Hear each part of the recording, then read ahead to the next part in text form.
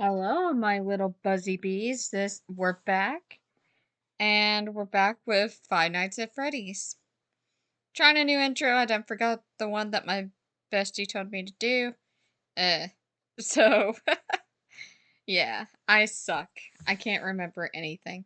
So I do believe we're on chapter 5 of Five Nights at Freddy's. If I am wrong, I'm gonna apologize here right now. I do believe we're on chapter 5. So when they got to the motel, Jessica was already there, and so was John. He stood up when Charlie walked in. I was worried about you. I thought maybe I could sleep on the floor. He waited nervously for a reaction, as though he had realized only upon seeing her that he might have overstepped her boundaries. On another day, in another place, Charlie might have been annoyed by his excessive concern, but here in Hurricane, she was glad to have it. We should all be together, she thought. It's safer. She wasn't really afraid, but unease still clung to her like cobwebs. John's presence had been calming since they arrived. He was still looking at her, waiting for a response, and she smiled at him. As long as you don't mind sharing the floor with Jason, she said. He grinned. Just let me have a pillow and I'll be fine. Marla tossed him one and he stretched elaborately, set it on the ground, and laid down. They all went to bed almost immediately. Charlie was exhausted now that her injury had been cleaned and bound. The adrenaline of the night left her body all at once, leaving her drained and a little shaky. She didn't even bother changing into pajamas. She just collapsed on the bed next to Jessica and she was asleep in seconds. Charlie woke just after dawn when the sky was still pale and a little pink. She looked around the room. The others wouldn't be up for hours, she suspected, but she was too alert to try to fade back into sleep. She grabbed her shoes and, stepping over Jason's and John's sleeping bodies, went outside. The motel was set a little way back off the road, trees spread thickly around and behind it.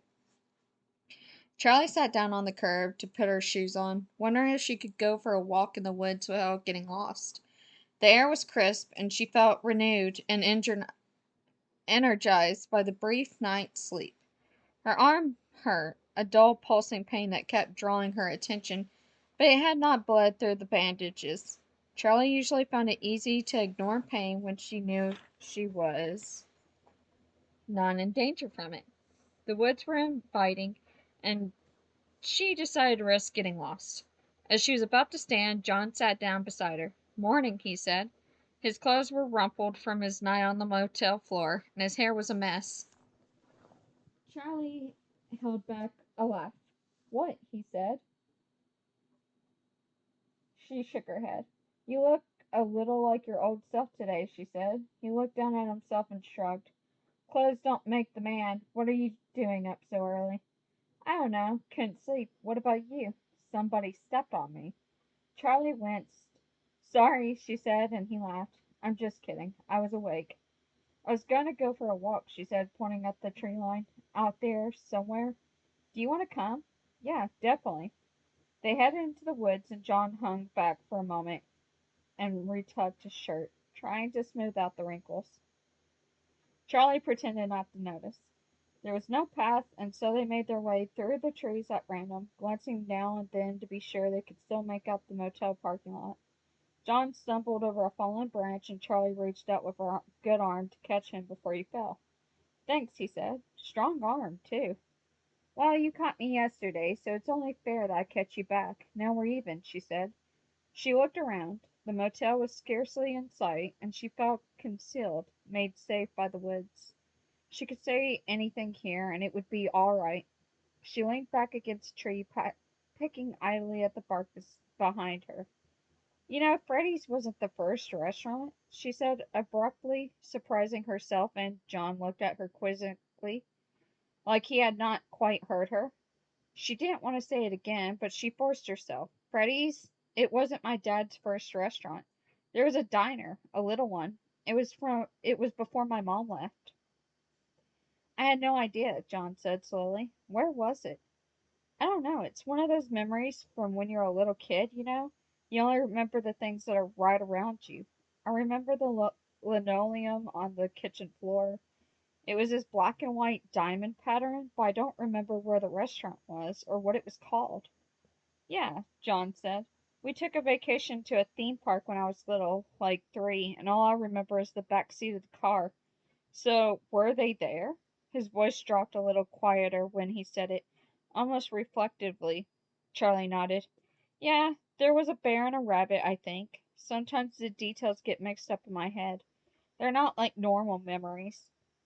She said, needing him to understand the story's defects before she told him the rest. It's like when you have a realistic dream, and in the morning you're not sure if it really happened or not. It's just an impression, like snatches of time. It's. She trailed off. She wasn't explaining it right. She was choosing all the wrong words. She was reaching back too far into her memory, to a time where she did not yet speak. It was a time when she did not have the words to name the things she saw, and so now when she tried to recall them, the word would never be right. She looked at John. He was watching her patiently, waiting for her to go on. She wanted to tell him this story from her life that she had never told. It was not even a story, not really, just something that nagged at the edge of her mind, something flashing by randomly in the corner of her eye. She was not entirely certain it was real, and so she told no one. She wanted to tell John because she wanted to speak to another person, because he looked at her with trusting eyes and she knew he would listen and believe her, because he had cared for her a long time ago, because he had caught her when she fell, and he had come here to sleep and keep watch all night, and thought pragmatic, slightly cruel part of her, because he was not part of her real life. She could tell him this, tell him anything, and when she returned home, it would be as though it had never happened. She wanted suddenly to touch him, have confirmation that he was really there, and that this was not another dream. She reached out her hand to him, and, surprised but glad, he took it. He stayed where he was, as if afraid to move any closer. Oh, if afraid that moving in closer would scare her. They stayed that way for a moment, and then she let go. And she told him the story the way she spoke it in her head, the memories of a small child mixing with the things she had come to understand as she grew older. There was another restaurant, rustic and small, with red checkered cloths on the tables, and the kitchen you could see into from the dining room, and they all were there together, her father and her mother and us. When Charlie was very young, she was never alone. There was Charlie, and there was a little boy so close to Charlie that remembering him was like remembering a part of herself.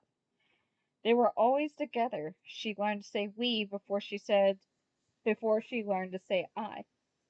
They played together on the floor of the kitchen, sometimes drawing pictures while hiding under a hardwood table.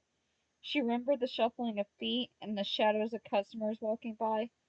Light was Light was broken by a slowly turning fan and thrown across the floor in ribbons. She remembered the smell of an ashtray and the hearty laughter of adults lost in a good story while their children played. Very often she would hear her father's laugh echoing from a distant corner as he walked with customers. When Charlie pictured him laughing like that now, it was with a little ache, a sucking feeling, a sucking feeling in the center of her chest, because his eyes were bright and his smile was easy, and because he wanted them all to be part of the restaurant, to share his work freely, because he was not afraid to let his children roam and explore. He was yet untouched by grief, and so while he looked a little like the father she truly remembered, he was not the same man. Charlie was looking down at the ground as she talked, as the dirt and stones cracked remains of leaves, and her hand was at her back, stripping bark from the tree. Does that hurt the tree? She thought, and she forced her hands away, nodding them in front of her. The restaurant was open until late at night, and so when they began to falter, Charlie and the little boy would crawl into the pantry with blankets and soft toys to sleep until it was time to close. She remembered using sacks of flour and as pillows, big bags almost as long as they were tall. They would snuggle down together and whisper words of nonsense that meant deep things only to the two of them. And Charlie would drift into sleep, half listening to the warm sounds of the restaurant, the clank of dishes and the murmur of grown-ups' talk, and the sound of the bear and the rabbit as they danced to their chiming tunes. They loved the animals, the yellowish-brown bear and the matching rabbit, who wandered the restaurant, dancing and singing for customers, and sometimes just for Charlie and the little boy. They sometimes moved stiffly and mechanically, and sometimes with fluid human movements. And while the boy liked the animals best when they acted like people, Charlie liked them the other way. Their stilted movements, their lifeless eyes, and their occasional glitches fascinated her. They acted alive, but they were not. The narrow yet bottomless chasm between those things, alive and not alive, enthralled her, and though she would never have been able to explain why. I think they were costumes, Charlie said now, still looking down at the ground. The animals weren't always robots. The bear and the bunny were costumes, and sometimes people wore them. And sometimes my father would put it on to one of his robots, and you could always tell which it was by the way they danced. Charlie stopped. There was more, but she could not bring herself to speak. There was something else that made her walk down her mind and force the memory away. The part that made her unwilling to ask Aunt Jen for answers, because she was afraid of what those answers might be. Charlie had not dared to look at John the whole time while she was talking, staring only at the ground, at her hands, at her sneakers. Now she did look at him, and he was rapt, almost to be holding his breath. He waited, not wanting to speak until he was sure she was finished. That's all I remember, she said at last, even though it was a lie. Wait, who was the little boy? John asked. Charlie shook her head, frustrated that he did not understand. They did not understood. He was mine, she said. I mean, he was my brother. We were the same. She was speaking childishly, as if memory had taken a hold of her, forcing her to regress. She cleared her throat. Sorry, she said, speaking more slowly, trying to choose her words with care. I think he was my twin brother. She saw John open his mouth, about to ask the question, what happened to him? But there must have been something on in her face, something warning, because he held it back and said instead, do you think that place was around here? I mean, I guess it could have been anywhere, another state even. I don't know, Charlie said slowly, looking over her shoulders, then up at the trees. This all feels the same. It feels like I could walk around any corner and it could be there. Her voice began to break. I want to find it, she added suddenly, and as soon as she said it, it was what she wanted to do. Well, what do you remember about it? John said enthusiastically, almost lunging forward like an eager dog on a lead. He must have been dying to go looking from the moment she mentioned the place. Charlie smiled but shook her head. I don't remember much, she said. I don't know how much help I can actually be. Like I said, the things I remember are just little scraps. They're not information. It's like a picture book. She closed her eyes, trying to see the place in her mind's eye. The floor would shake. She lifted her head as thought became clear. A train? She asked as though John would know. I remember this thunderous sound every day. It was the biggest sound I ever heard. I don't mean loud. I mean you could feel it in your whole body, like it was rumbling right through your chest. It must have been close to some tracks then, right? John said. Yeah, Charlie said with a spark of hope. There was a tree out in the front, she went on. It looked like an old angry monster hunched forward and wizened with two giant gnarled branches reaching out like arms. Whenever we left for the night, I hid my face in my father's shirt so I wouldn't have to see it as we walked by. What else? John said. Were there stores or other restaurants? No, I mean, I don't think so. I'm sorry. She scratched her head. It's gone.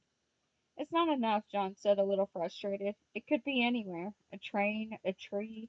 There must be something else you can remember. Anything? No, Charlie said. The more she pushed herself to remember, the harder it got. She was grasping blindly, and it was like trying to get a hold of living creatures, as if memory saw her coming and slipped away. She tossed out fragments as she managed to catch them. The tablecloths, the red and white checked, and made of real cloth, not plastic. She remembered grabbing at one, unsteady on her feet, and the whole table setting, falling down on top of her, plates and glasses shattering around her corner as she covered her head. Charlotte, are you okay? Her father's voice seemed clearer than ever. There was a squeaky floorboard in the corner of the diner that Charlie liked to push on, making it sing as if it made music. There was a picnic table out back where they used to sit in the sun, one leg of it sinking in the soft ground. There was the song her parents used to sing in the car whenever they came home from a trip. They would burst into it when they were a little way from home, and then they'd start laughing as if they had done something clever. It's nothing helpful, Charlie said, just kid stuff. She felt a little lightheaded. She had spent so many years avoiding these memories. Her mind shied away as if from snakes. Having done it, she felt strange and a little guilty, like she had done something wrong. But she also felt something that might have been joy, and the things she never allowed herself to think of. The memories of that time was unsafe. There were traps and snares wrought into the very substance, but there were precious things among them. Sorry, she said. I can't remember more. No, that's really impressive. I can't believe you remember that far back at all, he said. I didn't mean to push you, he added a little sheepishly, then looked thoughtful. What was the song? I think it was the same one they danced at Freddy's, Charlie said. No, the one your parents sang in the car. Oh, she said.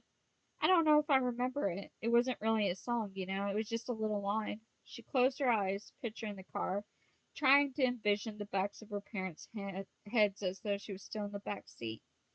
She waited, trusting her mind to give it up, and after a moment it did. She hummed it, just 6 notes. We're back in harmony, she sang.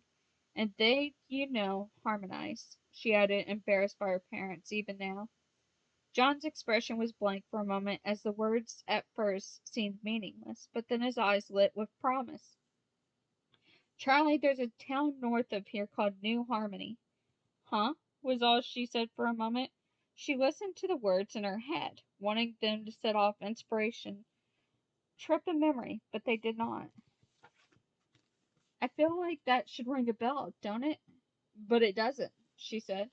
Sorry, I mean, it sounds wrong, but it doesn't sound right either. She was disappointed, but John still had that thoughtful look on his face. Come on, he said, extending his hand. Charlie wiped her cheek and took a shaky breath, then looked at him. She nodded with an exhausted smile and got to her feet. Should we wait for everyone to wake up? John said as they emerged into the parking lot after a brisk walk back. No, Charlie said, with unexpected vehemence. I don't want everyone there for this, she added in a softer tone. Just the thought of the whole group going along made her anxious. It was too risky, too private. She had no idea what they might find or what it might do to her, and she couldn't abide the thought of making those discoveries with an audience. Okay, John said. Just us then. Just us. Charlie went inside and grabbed her car keys, moving slowly so as not to disturb the others. As she was heading back to the door, Jason stirred, opened his eyes, looking up at her like he wasn't quite sure who she was. She put her finger to her lips. He nodded sleepily and closed his eyes again. She hurried out the door. She tossed the keys to John and got in on the passenger side. There's a map in here, she said, jostling open the glove door box. The map fell out amid a pile of hand warmers and emergency food rations. Your aunt strikes again, John smiled. Charlie held the map just a few inches from her face. New Harmony was close, only about a half an hour away. Think you can navigate? He asked. Aye, Cap'n, Charlie said. Turn left out the lot. Thanks, he said wryly. They drove back through the town and out the other side, the houses farther and farther between as they went. Each one stood solitarily, connected only by sagging power lines. Charlie wanted the telephone poles and the dipping wires watched the telephone poles and the dipping wires repeatedly, hypnotically, as if they would go on forever, then blinked, breaking the spell. Ahead of them, the mountains rose up ancient and dark against the clear blue sky. They looked more solid than anything else around them, more real, and maybe they were. They had been there watching, long before the houses, long before the roads, and they'd be there long after they were all gone. Nice day, John said, and she looked at him, tearing her gaze from the view. Yeah, Charlie said. I kind of forgot how beautiful it is out here. Yeah, he said. He was quiet for a moment, then looked at her sideways, and Charlie can't tell if he was being shy or just keeping his eyes on the road. It's weird, he said. When I was a kid, the mountains kind of scared me, especially when we were driving in the dark. They were like some monstrous beast incoming over us. He laughed a little, but Charlie did not. I know what you mean, she said, then grinned at him. I think they're pretty much just mountains, though. Hey, she said suddenly, you never told me what your story was about. My story? He flicked his eyes at her again, a little nervous. Yeah, you said you got a story published. What was it about? I mean, it was just a little magazine, just local, he said, still reluctantly. Charlie waited and finally continued. It's called The Little Yellow House. It's about a boy, he said. He's 10 years old. His parents were fighting all the time, and he's afraid they're going to get a divorce. They fight, and he overhears them saying awful things to each other, and he hides in his room with the door shut, but he can still hear them. So he starts looking out the window at the house across the street. They sort of keep the curtains open just enough that he can glimpse inside. He watches them go in and out of the house, this family, and he starts making up stories about them, imagining who they are and what they do. And after a while, they start feeling more real to him than his own family. He glanced at Charlie again as if trying to gauge her reaction, and Charlie smiled. He went on. So summer comes and his family goes away for a week, and it's miserable. And when they get back, the family in the house across the street has moved away. There's nothing left, just a for sale sign hanging in the front. Charlie nodded, waiting for him to continue, but he looked at her a little sheepishly. That's the end, he said. Oh, she said. That's really sad. He shrugged. I guess. I'm working on something happy now, though. What's that? He grinned at her. It's a secret. Charlie smiled back. It felt good to be out here. Good to just be driving out into the horizon. She cracked the window down and put her arm out into the air, enjoying the feeling of the rushing wind. It's not wind rushing, it's us, she thought.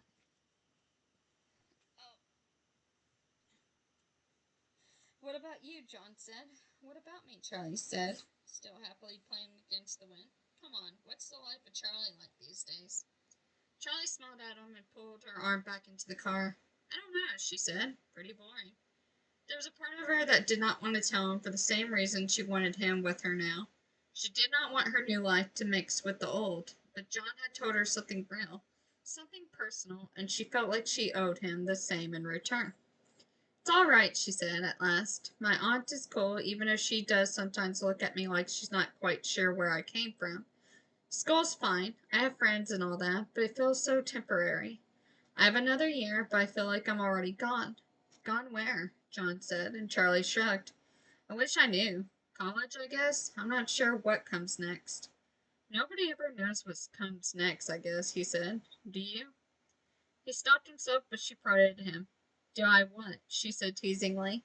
Do I ever think of you? He flushed, and she instantly regretted the words. I was going to say, do you ever see your mom? He said quietly. Oh, she said. No, I don't. It exhausted Charlie to think of her mother, and she thought her mother felt the same. Too much hung between them. Not quite blame, because neither of them were to blame for what had happened, but something close to it. Their pain, the individual, radiated off them both like auras, pushing at each other like magnets, with the poles reversed, forcing them apart. Charlie? John was saying her name, and she looked over at him. Sorry, she said. I drifted for a second. You got any music in that car? He asked, and she nodded eagerly, seizing on the diversion. She bent over and picked up a cassette scattered on the floor and started reading the labels. He made fun of her tastes, and she argued back, and after some playful bickering, she shoved a tape into the player and settled back again to stare out the window. I think this is where the map's usefulness ends. John gestured to the road ahead. The whole area is pretty much blank. I think that's what we're looking for, isn't it going to be on this? Oh, I think what we're looking for isn't going to be on the map. He folded the map and tucked it neatly into the side of the seat, craning his neck out the window to see what they were passing. Yeah, she said. It looked like they had returned, yeah, they had returned to civilization. Single houses littered the fields, and dirty roads branched off in all directions. The landscape was mostly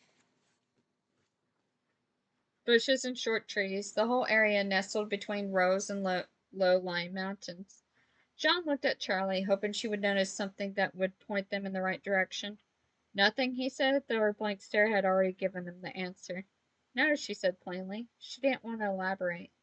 The houses became fewer and more scattered, and the fields of dry brush seemed stretched wider, giving the whole area a feeling of desertion.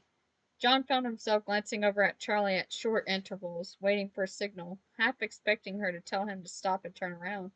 But Charlie just stared into the distance, her eyes fixed on nothing, resting her cheek in her hand. Let's go back, she said finally, sounding resigned. We could have missed something, John said. He slowed the car, looking for a spot to make a U-turn. We missed a lot back there. Maybe it's down one of those dirt roads. Charlie laughed. Really? You think we missed a lot? She grew thoughtful. No one of the no. One of this feels right. Oh, none of this feels right. Nothing rings a bell. She felt a tear spill out onto her cheek. She swiped it away before John could notice. Okay, no worries, Charlie said abruptly, pulling herself back from the mood. Let's grab a bite, just you and me. John smiled, still checking the mirrors for a place to turn. Charlie shivered, then thought then something caught her eye. She almost jumped in the seat, sitting straight up. Stop! She shouted. John slammed on the brakes, and the car skidded, dust billowing up all around the car. When they stopped, Charlie sat silently as John checked the rear view mirror again. His heart was racing. Are you okay? He said, but Charlie was already out of the car. Hey! He called after her, scrambling out of his seat belt, rushing to lock the car behind him. Charlie was running back towards the town, but her eyes were on the field beside the road. He caught up quickly, trotting along beside her without asking questions. After a few minutes, Charlie slowed and began shuffling her feet on the ground, peering down as though she had lost something small, valuable in the dirt. Charlie, John said. Until this moment, he had not thought about what it was that they were doing. It was an adventure, a chance to be alone with Charlie, to run off after her clue, but now she was starting to worry him. He brushed her hair back from her face. Charlie, he said again, his voice touched with concern. But Charlie did not look at him, and she was intent on whatever she had found. Right here, she said. She made a sharp turn towards the edge of the road, where something protruded and snaked across the ground. John knelt carefully, brushing some of the loose dirt with his hand, exposing a flat metal beam. He kept going, uncovering a track that stretched across the road and went off into the field in both directions. It took him a moment to speak. It was as though the earth itself had tried to conceal it from them. Be careful, he thought, with a minor pang of alarm, but he brushed aside the feeling. I think we found your tracks, he said, looking up at Charlie, but she was nowhere in sight. Charlie? He took a quick look up and down the road, but there was no cars. Charlie! He called again, waving the dust away from his face and racing to catch up. When he reached her, he hung back a little, afraid to disturb her intense focus. There was a cluster of trees up ahead, gathered together as though around a campfire, tall and short, or thick and scraggly. Charlie dragged her foot along the tracks as she walked, as if it might vanish if she ceased to touch it. What is that, an old station? John asked, squinting and blocking the sun with his hand.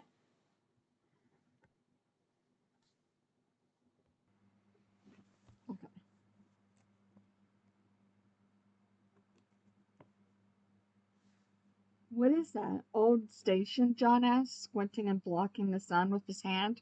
There was a long building nestled in the trees, its color blending in with the small grove, making it difficult to spot.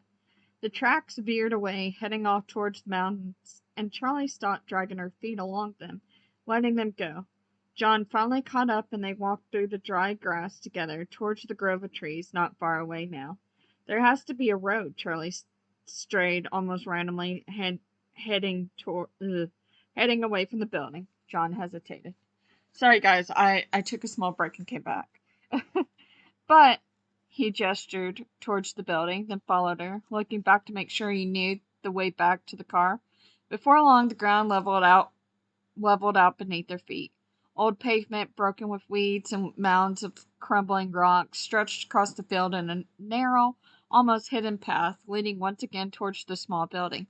This is it, Charlie said softly. John approached her carefully, then stood at her side. They walked to the road together, dodging around the pillars of grass that shot up from the breaks and holes. The trees was there, the one with reaching arms and ghastly face, but it was no longer frightening, no longer as Charlie remembered it. It must have always been dead when she was a child, she realized. Its limbs had fallen off, leaving jagged holes where they had been, and they lay where they fell, rotting into the ground.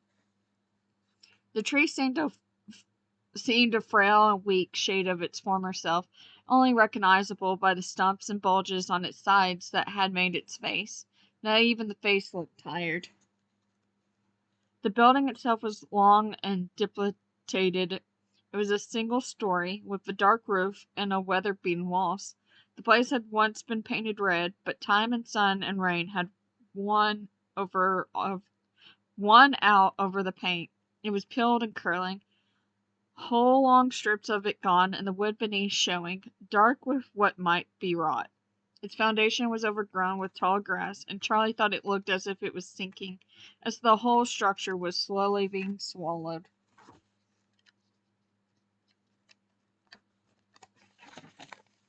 by the earth. Charlie grabbed John's arm as they neared it, then let it go and straightened her back. She felt as though she was preparing for a fight, as if the building itself might attack if it sensed weakness. Charlie went warily up the few steps to the door, sticking to the edges and testing the wood before she let down her full weight. The stairs held, but there was a soft, splintered patch in the middle she didn't want to try. John didn't follow her right away, sidetracked by something nearly hidden in the grass. Charlie, he held it up, a battered metal sign with the painted words Fredbear's Family Diner in red script. Charlie gave a gentle smile. Of course, this is it. I'm home. John came up the stairs behind her and set the sign down carefully by the door, and they went inside. The door swung open easily. Light streamed in through the windows on all sides, revealing emptiness and decay. Unlike Freddy's, this place had been cleaned out. The wooden floors seemed intact, but they were warped from weather. Sunlight was streaming in, unobstructed, and went where it wanted without furniture or people to block its path. Charlie looked up at the ceiling fan. It was still there, but one of the blades was missing. There were double doors to the right with circular windows, unlike the dining area, which was breached with sunlight and the sounds of outside. The room behind the double doors was still pitch black. John was more interested in this than Charlie, and he carefully peered into one of the windows, obviously tempted to nudge it open and see what was inside. Charlie left him to his curiosity and walked farther into the dining room, which she only knew as the dining room through memory. Now it was a vacant and lonely room, stretching long and narrow, at least 50 feet, growing darker as it went. There was a slightly elevated stage at the end of the room, and Charlie realized she looked around the place had probably once been a dance hall. Once she looked around the place, it probably had been a dance hall. And the long desk by the entrance that her parents had used for a cash register had probably been a bar. She went over to it and saw that she was right. There were even grooves and scratches in the wood floor where the bar stools had once dug their feet. She tried to picture it, a dark bar with a country western band playing on stage, but she could not. When Charlie looked at the stage, she could still see the two animatronic animals in shadow, moving in unnatural twists and turns. She could hear echoes of the carnival music and distant laughter. She could still smell the cigarette smoke in the air. She hesitated before going farther, as though the ghost she remembered might linger on stage. She tried to catch a glimpse of where John was. He finally had the door to the kitchen half open and was sticking his head inside. Charlie turned her attention back to the stage and walked around it across the creaking floor. Even the smallest sound was deafening, accompanied by faint whistles as the wind slipped through the cracks in the wood and the walls. Strips of wallpaper had peeled down and hung flat against the wall, inert until a breeze lifted them up, and they wagged like thin fingers, pointing at Charlie as she walked. Charlie stood at the base of the stage, studying the floor carefully for traces of what might have stood there before. All that remained were holes where bolts had once been. The corners looked blackened with the shapes of coils and wires etched into the dirt and wood. Everything is gone. Her head jerked towards the corner to her right. There was another door. Of course there's another door. This is why you are here. She stood still looking at the door, but not ready to touch it. She was grasped with a strange and illogical fear, as though spiders and boogeymen might come out rushing out. The door was ajar. Charlie looked back toward John again, hesitant to go without him. As though he heard her calling to him, he leaned out of the kitchen door with a wide-eyed expression. This is really creepy. He was obviously enjoying himself like a kid in a haunted house. Can you come with me, Charlie? Charlie's plea came as a surprise to John, who seemed pleased but irritated at the same time, having been enjoying his own adventure on the other side of the building. 2 seconds, he promised, then disappeared again. She rolled her eyes, disappointed but not surprised that his childish curiosity would take priority. She rested the back of her hand against the aged wooden door and gently guided it open, bracing herself against whatever might be inside. Whatever she had been expecting, this wasn't it. It was a closet, the inside extending off to her left with about 8 or 9 feet into the darkness. There was horizontal poles mounted along the walls where hangers had once been. Square shapes imprinted on the dust filled her mind with images of boxes, maybe speakers. As she stepped inside, she pushed the door open all the way, trying to let in as much light as possible. As she walked further in, she let her hand drag along the wall. Although nothing was there now, she could feel heavy cloth, coats, and sweaters hanging. No, these were costumes. Costumes had hung here in the dark, hiding their colors, but allowing themselves to be felt by every cheek and small hand that had passed through. Rubber-padded palms and fingers swayed this way and that. Reflections on false eyes passed overhead. Charlie reached in and turned to look back. She crouched down, looking up at the empty space. It didn't feel empty.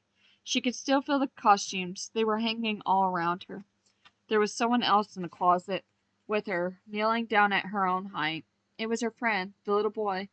My little brother! They were both playing and hiding together, as they always did. This time was different.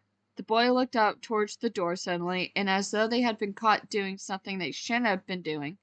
Charlie looked up as well. There was a figure in the door. It looked like one of the costumes was standing on its own, but it was motionless, so still that Charlie wasn't sure what she was seeing.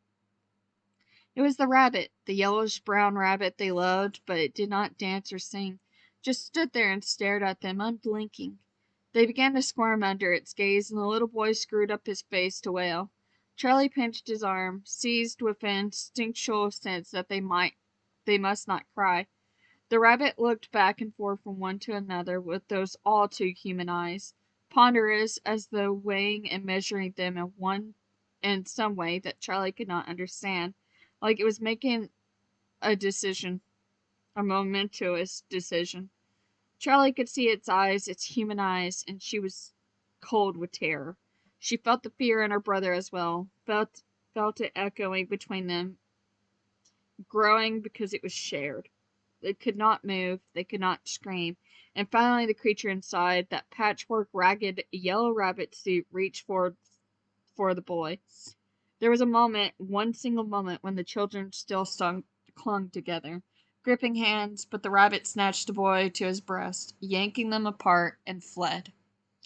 From that moment the entire memory shattered with piercing and unrelenting screams, not her brother's, but her own.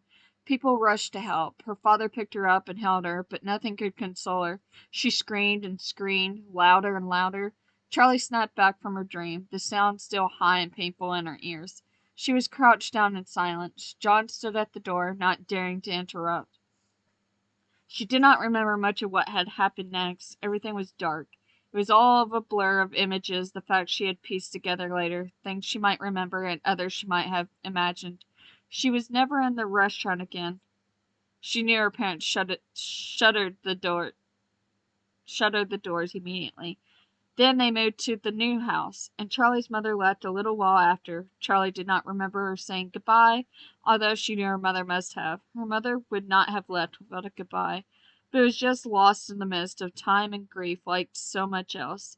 She remembered the first time she stood in the doorway of her father's workshop, the first day they were alone and everything. It was the day he began to build her a mechanical toy, a little dog who tilted its head from side to side.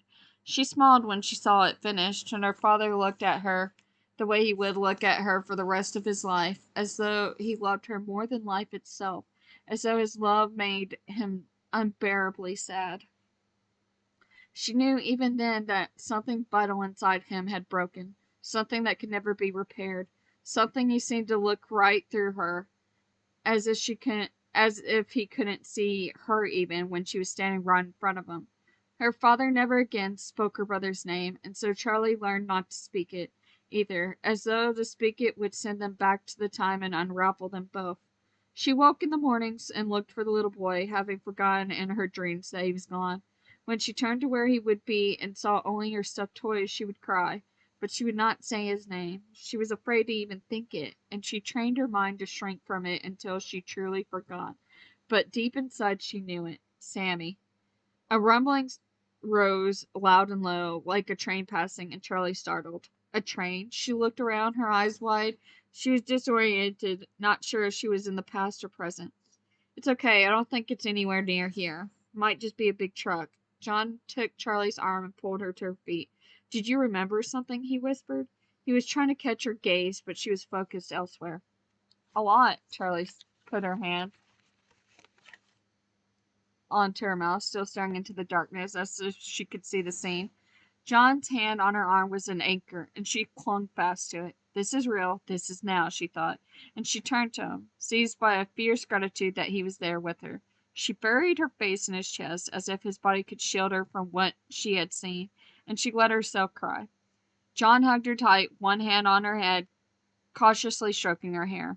They stayed that way for long moments, and at last she calmed, her breathing deep and even again. John loosened his grip on her, and as soon as he did, Charlie stepped back, suddenly aware of how close they had been. John's hands were still suspended in midair from where Charlie had been. After a moment of shock, he lowered one, and used the other to scratch his head. So, he hoped for an answer to fill the silence. A rabbit, Charlie said calmly, looking towards the door. A yellow rabbit. Her voice became graver as the image was still fresh in her mind. The one I saw the night Michael disappeared? The bear. I'm pretty sure he was yellow, too. I thought you said it was like the others, Charlie said. I thought it was. When everybody said Freddy was brown, that night we first met up, I just thought I was remembering it wrong. I mean, I really don't have a great memory for back then, you know? I didn't even remember what color my old house was, but then you said he was yellow, too. Yeah, they were yellow, she nodded. It was the answer he was expecting. I think it's connected. The animals from here and the one I saw at Freddy's. The one that took my brother, Charlie thought. She took a final look around the place. Let's go back, she said. I want to get out of here. Okay, John said. As they headed to the door, a small object caught Charlie's eye, and she snatched it up. It was a twisted piece of metal, and as John watched close by, she stretched it out, then it snapped back together with a loud crack, like a whip. John jumped. What is that? He said, composing himself. I'm not sure, she said, but she slipped it into her pocket. John was watching her like there was something he wanted to say. Let's go, Charlie said. They began the trek back to the car. Sammy, then years later, Michael, and the other kids. Of course it's connected, Charlie thought. Lightning might strike twice, but not murder. Can you drive again? She asked after a long period of silence. The only sound so far had been their shoes crunching through the dry grass. Yeah, of course, he said. John managed to get the car turned around in the constricted space, and Charlie settled against the window, her eyes half closed already. She watched the trees fly by outside her window, and she felt herself beginning to doze. The metal object in her pocket was digging into her leg, keeping her awake as she repositioned it. thinking dreamily of the first time she saw one of those things. She was sitting with Sammy in the restaurant before it opened for the day. They were under a window, in a dusty beam of light, playing some invented game she could no longer remember, and their father came over grinning. He had said he had something to show them. He held up a piece of twisted metal and showed them how it opened, then let it snap back in his hand. They both cried out in surprise, then started giggling and clapping their hands. Their father did it again. "I could snap off your nose," he said, and again they laughed, but quickly his face turned serious. "I mean it," he said. "This is a spring lock. I want you to know how it works because it's very dangerous, and I don't ever want you touching these. This is why we never put our hands in the animal costumes. It's very easy to trigger these if you don't know what you're doing, and you could get hurt. It's like touching the stove. Do we ever touch the stove?"